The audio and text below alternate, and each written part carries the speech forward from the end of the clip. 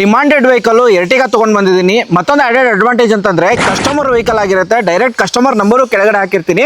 And pricing ಹೇಳೋದಾದ್ರೆ 8,69,000ಕ್ಕೆ ನಿಮಗೆ ZXi plus push button start with smart hybrid ಗಾಡಿ ಸಿಗ್ತಿರೋದು. Mileage ಅಂತ ಹೋಗೋದಾದ್ರೆ ಆಲ್ಮೋಸ್ಟ್ ಮೋರ್ ದನ್ 20 ಮೈಲೇಜ್ ಬರುತ್ತೆ. ZXi ಪ್ಲಸ್ ಆಗಿರೋದ್ರಿಂದ ಫೀಚರ್ಸ್ ಅಲ್ಲಿ ಎಲ್ಲಾನು ಬರುತ್ತೆ. ಫ್ರಂಟ್ ಪ್ರೊಫೈಲ್ ನೋಡಿ ಯಾವ ತರ ಬರುತ್ತೆ.